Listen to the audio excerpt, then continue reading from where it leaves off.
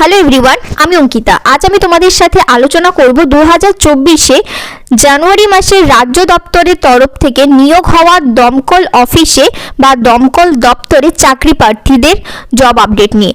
তার আগে বলে রাখি, তোমরা যারা যারা এই ভিডিওটা দেখতে বসেছো তাদের হাতে যদি এখন টাইম না থাকে, তাহলে তোমাদের হাতে যখন টাইম থাকবে ঠিক সেই মোমেন্টে গিয়ে ভিডিওটা দেখে নাও। কারণ এই ভিডিওর মাধ্যমে তোমরা যে যে তথ্যগুলো পাবে সেইগুলো কিন্তু প্রত্যেকটাই গুরুত্বপূর্ণ তথ্য, এবং কোনো একটা তথ্য যদি তোমাদের দ্বারা মিস হয়ে যায় তাহলে কিন্তু তোমাদের খুব বড় একটা সমস্যার মধ্যে পড়তে হবে।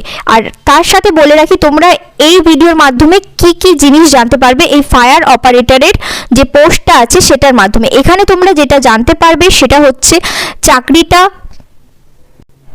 পাওয়ার জন্য তোমাদের কি কি এলিজিবিলিটি ক্রাইটেরিয়া থাকতে হবে, তার সাথে সাথে তোমাদের কোয়ালিফিকেশন কি হবে, ভ্যাকেন্সি কত আছে, এডুকেশন কোয়ালিফিকেশনের সাথে সাথে এজ লিমিট কি হতে হবে, তোমাদের স্যালারি কত কি থাকবে, এবং তোমরা কিসের মাধ্যমে এই যে পদটা আছে ফায়ার অপারেটর তার মাধ্যমে সেখানে তোমরা কিসের মাধ্যমে যোগাযোগ করতে পারবে, তোমাদের টোটাল কত মার্কসের পরীক্ষা হবে, এরকম প্রত্যেকটা খুঁটিনাটি তথ্য জানতে পারবে। আর তার সাথে সাথে বলে রাখি, তোমরা যারা যারা এই ভিডিওটা দেখছো, আমি আশা করব তোমাদের এই ফায়ার অপারেটর নিয়ে সমস্ত যে কোয়েশ্চেন বা কোয়ারিজ থাকবে সেগুলো তোমাদের সলভ করে দেওয়ার। আর সেটা ছাড়াও যদি তোমাদের কিছু ভিডিওটা দেখার পরও যদি তোমাদের ভেতরে কোনো কোয়ারিজ থাকে তাহলে অবশ্যই আমাকে কমেন্টে জানাবে, আর আমি অবশ্যই সেটা রিপ্লাই দেওয়ার চেষ্টা করব। তো তোমরা যারা আমার চ্যানেলে নতুন তারা অবশ্যই চ্যানেলটা সাবস্ক্রাইব করে পাশে থাকা বেল আইকন প্রেস করে অল নোটিফিকেশন অন করে দাও, এরকম আরও নতুন নতুন তথ্য পাওয়ার জন্য।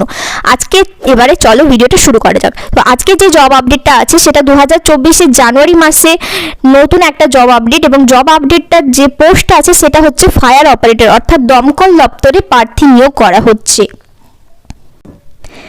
এখানে তোমরা জানতে পারবে যে ভ্যাকেন্সি কত আছে। ভ্যাকেন্সি আছে 1000টা ভ্যাকেন্সি আছে। তার সাথে সাথে অ্যাপ্লিকেশন ফিস আছে 110 টাকা হচ্ছে অ্যাপ্লিকেশন ফিস, এবং তার সাথে সাথে তোমাদের বলে রাখি এই 110 অ্যাপ্লিকেশন ফিস সেটা শুধুমাত্র জেনারেলদের জন্য, এসসি এসটি ওবিসি ক্যান্ডিডেটদের জন্য কিন্তু কোনো রকম কোনো ফিস লাগছে না। স্যালারি তোমরা যেটা পাচ্ছ সেটা হচ্ছে 25,200 টাকা।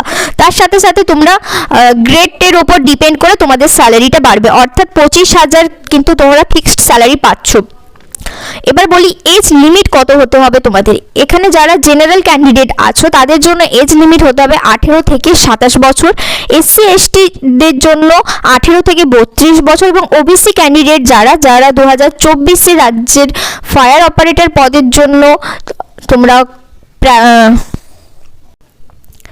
চাকরির জন্য ফায়ার অপারেটর পদের জন্য যারা অ্যাপ্লিকেট আছো তাদের যে বয়সটা হতে হবে সেটা হচ্ছে 18 থেকে 30 বছর, অর্থাৎ 18 থেকে 27 বছর জেনারেল ক্যান্ডিডেট, 18 থেকে 32 বছর এবং 18 থেকে 30 বছরের মধ্যে ওবিসি ক্যান্ডিডেটরা কিন্তু ফায়ার অপারেটরের জন্য এলিজিবল। তোমাদের এখানে মিনিমাম যে এজটা আছে সেটা হচ্ছে 18, এটা সবার ক্ষেত্রেই কিন্তু প্রযোজ্য, জেনারেল হোক, এসসি এসটি হোক বা ওবিসি ক্যান্ডিডেট হোক। এরপর যেটা আছে এডুকেশন কোয়ালিফিকেশন কি হতে হবে। এডুকেশন কোয়ালিফিকেশন হতে হবে তোমাদের 10th পাস। তোমরা যে কোনো বোর্ড থেকে যদি মাধ্যমিক পাস করে থাকো তাহলে কিন্তু তোমরা এই যে পোস্টটা আছে সেটার জন্য এলিজিবল। এবার যারা তার সাথে সাথে আইটিআই করে ফেলেছো 10th পাসের পর, তাহলে তারা কিন্তু এলিজিবল, খুব ভালোভাবেই এলিজিবল, এবং বিশেষভাবে তোমরা কিন্তু পরীক্ষাটার জন্য সুযোগ সুবিধা পাবে। তার মানে এই নয় যে যারা আইটিআই করনি শুধুমাত্র 10th পাস তারা যে পরীক্ষাতে বসতে পারবে না বা পরীক্ষা দিয়ে তোমরা চান্স পাবে না, এরকম কোনো ব্যাপার নেই। তুমি যদি সিম্পলি মাধ্যমিক পাস হয়ে থাকো তাহলেই কিন্তু তোমরা ফায়ার অপারেটরের জন্য অ্যাপ্লিকেশনটা ফিল আপ করতে পারো। সিলেকশন প্রসেস কি আছে, আচ্ছা এর আগে বলে দিই, তোমাদের এতক্ষণ ধরে কথা বলার পর তোমাদের মনে হতেই পারে যে কবে এই পরীক্ষাটা শুরু হবে বা ফর্ম ফিল আপ কবে থেকে হবে। ফর্ম ফিল আপ এখনো পর্যন্ত যে তথ্যটা আমরা পেয়েছি সেটা হচ্ছে যে খুব শীঘ্রই ফর্ম ফিল আপের ডেট শুরু হয়ে যাবে, তার সাথে সাথে অফিসিয়াল ওয়েবসাইটে নোটিশ দিয়ে দেবে, এবং তো সেই অফিসিয়াল ওয়েবসাইটে নোটিশ দেওয়ার সাথে সাথেই কিন্তু আমি তোমাদের বলে দেবো যে কবে থেকে তোমাদের ফর্ম ফিল আপ শুরু হবে এবং কত তারিখ অবধি চলবে। এরকম প্রত্যেকটা প্রসেস কিন্তু তোমরা আমার ভিডিও থেকে পেয়ে যাবে। এবার বলি সিলেকশন প্রসেস কি আছে।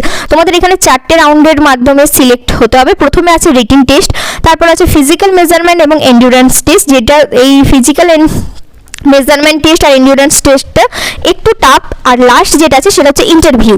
তো তোমাদের যারা যারা ফর্ম ফিল আপ করেছো তাদের সবাইকে কিন্তু প্রথমে রিটিন টেস্ট দিতে হবে। এবার রিটিন টেস্টের কথা আসলে তোমাদের মাথায় একটা জিনিসই আসবে যে পরীক্ষাটা কীরকম হবে। পরীক্ষাটা যেটা হবে সেটা হচ্ছে টোটাল মার্কস থাকবে 80 নাম্বার, তিনটে সিকোয়েন্সের ওপর তোমাদের এক্সাম হবে, ইংলিশ, জেনারেল নলেজ এবং অ্যারিথমেটিক বা পাটিগণিত। ইংলিশ থেকে থাকবে 20 নাম্বার, জেনারেল নলেজ থাকবে 40 নাম্বার এবং অ্যারিথমেটিক বা পাটিগণিত থেকে পাচ্ছ তোমরা 20 নাম্বার। এটা গেল তোমাদের সাবজেক্ট। এবার এই সাবজেক্টের ভেতরে কি কি টপিকসের ওপর তোমাদের পরীক্ষা হবে সেটাও আমি একটু পরে ভিডিওর মাধ্যমে বলে দিচ্ছি। তোমাদের এবার বলে রাখি যে ল্যাঙ্গুয়েজ কি আছে, তোমরা কোন ল্যাঙ্গুয়েজে পরীক্ষা দিতে পারবে। সব পরীক্ষাতেই কিন্তু ইংলিশ ম্যান্ডেটরি থাকে কোশ্চেন পেপারে, তোমরা কিন্তু সেটা ছাড়া বেঙ্গলিতে কিন্তু পরীক্ষা দিতে পারবে। এবার তোমাদের যেটা আছে সেটা হচ্ছে যে সিলেবাস কি আছে এক্সামের। এখানে দেখো তোমাদের বলে দিচ্ছি, ইংলিশের সিলেবাসের মধ্যে পড়ছে fundamental of English language such as vocabulary, grammar, sentence structure, synonym, antonyms and it's correct uses. এই সব টপিকের ওপর কিন্তু তোমাদের ইংলিশের ওপর পরীক্ষা হবে। আর ইংলিশের যে মার্কসটা আছে সেটা হচ্ছে 20 নাম্বার। জেনারেল স্টাডিজ বা জেনারেল নলেজ কারেন্ট অ্যাফেয়ার্সের উপর ডিপেন্ড করে।